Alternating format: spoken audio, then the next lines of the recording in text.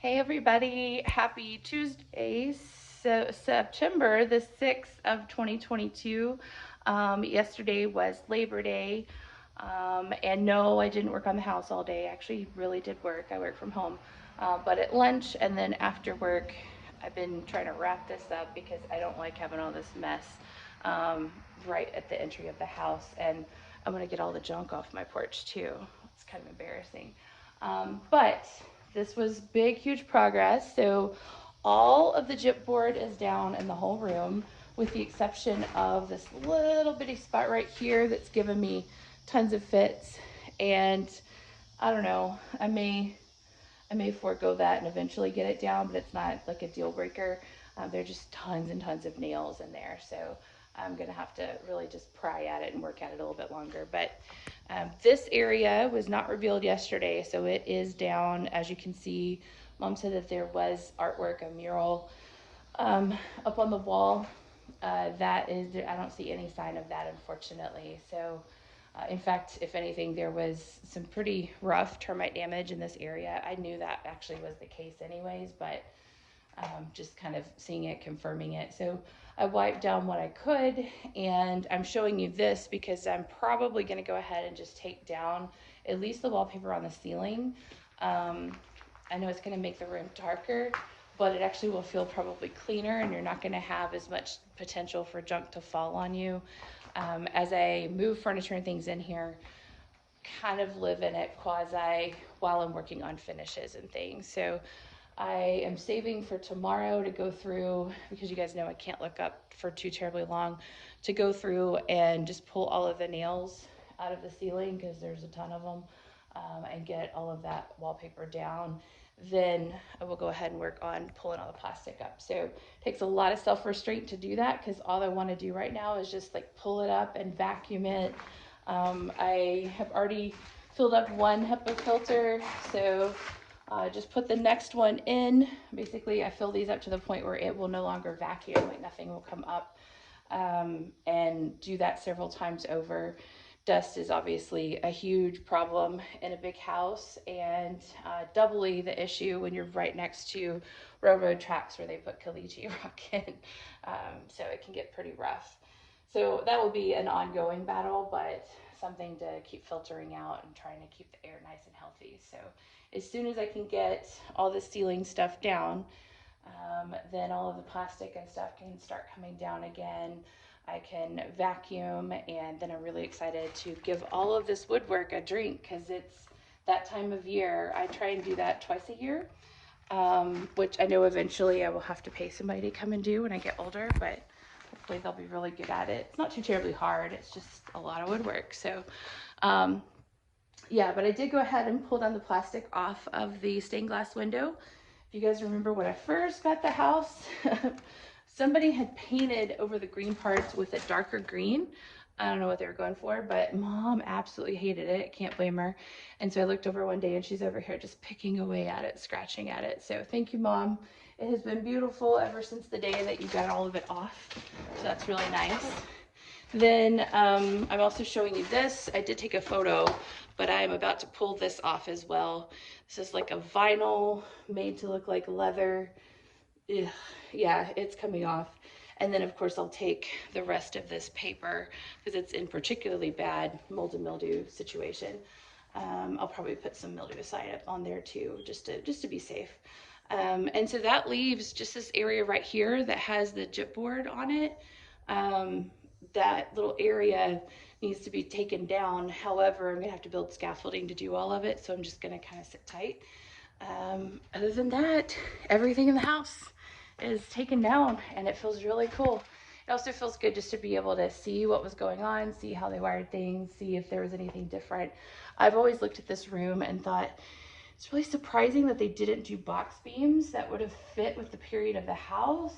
I still don't know why they didn't do that. Clearly it wasn't structurally necessary, but anyways, they did it, because I'm seeing no record of that. Now, if I pulled on the wallpaper and find something different, I'll let you know, but it doesn't look like that. So yeah, feels good just to get some of this down and get it clean and see what's going on with the wiring. And I cannot wait, cannot wait. So do have a little bit of an issue, however. I was really grateful to have the dumpster put here so that I didn't have to bag everything, and it just saved from a lot of bending over and lifting and stuff like that. I could take at least the big pieces out. So you can see I still have a few bags sitting here on the porch. There's a reason for that. We got a little problem. When they dumped off the dumpster, it was actually still in the drought. We didn't really have any rain or anything like that. Since then, they got it a little cockeyed. This stuff wasn't here, so don't worry about that. But they got it a little bit cockeyed, and so that corner is sitting off of the driveway. Then it rained and things have started to twist and sink, and I can't get that door closed. It is stuck in the ground. So I've tried pushing and I've tried digging a little bit, have not made any progress. So I just emailed the company and said, help, I don't know what to do. I think it's a bigger issue than me. That door is pretty heavy anyways. I mean, you would want it to be, obviously. So as soon as we get that done though, I'll take the rest of these bags and dump them in, maybe shovel a little bit more of that in. And yeah, hopefully this is the last of the big mamas, and then we'll have maybe one or two of the smaller ones. I still have to get stuff from the little house, the last of the shingles and roofing there, and then we've got a little bit that we got to pull off of the back porch still, but it's underneath so much staged lumber and stuff that I really can't get to it right now. So other than that, yeah, it feels really good. It feels really awesome just to be able to finally get to the living room and start thinking about actually living in it and setting it all up and all that kind of stuff. I have to say I was a little concerned that I was going to find a mural and I was going to have to change what I had in mind. So, which I absolutely would have done, but it makes it a lot easier not to have to worry about that. Now, I will say these doors are going to be my accessible doors. For this porch, I will probably put a ramp on this side to be able to get in and out. So this makes a 4-foot wide opening. That's great. And this is an interesting scenario though. So they had 2 French doors on the interior side, and then these are on closers, which ironically have not used the gas in the closer for years at this point. So it's kind of fun to listen to them slowly close. Anyway, so we have, this is an active leaf. This is the first one that you open, and this is the passive leaf or the static leaf or inactive leaf. There are several different names for it. I usually call it inactive. Anyway, so it would have been like that for the French doors, I assume, but the doors aren't there, so I really can't tell you. So usually one door is the one that you go in and out of, and then you just open both when you need to open both. However, this is only 24 inches or so, so really, really skinny. Definitely not going to work for somebody in a wheelchair, obviously, but more importantly, just holding a garbage bag going in and out has been a challenge. And then another issue, if this is going to be the active door, you should be able to walk right in and have a light switch right here so you can turn the lights on without having to walk through the dark. Obviously, nothing on that wall to be able to do that. On the other side, there was a light mounted here that had a knob, but you'd have to know to look for that. Really, it should be about this height. So I'm probably going to reverse that. And I'm also thinking, after having to fight it for several days, I may not even do screen doors here. It's facing the opposite direction. I know there may be times that I want to open the doors out and get good ventilation, and maybe I have another solution for that, but it would be very difficult and uncomfortable for somebody who's actually mobility impaired to be able to pull this door out, which is on a spring, or you have to unhook it every time somebody wants to come visit, and that just, I don't want to do that to them. But you would have to fight to keep that open while you're opening the other door into the room. Neither of those is a good scenario. So I think we're going to come up with something better. And that's my ADA lesson for the day.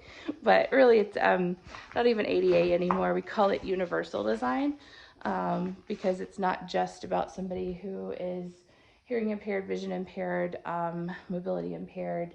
It makes it easier for all of us to use that space and use those doors. So that is the plan. Same thing with the outlet down here. It will come to a minimum of 18 inches above the floor, and I've been doing 24 in some areas.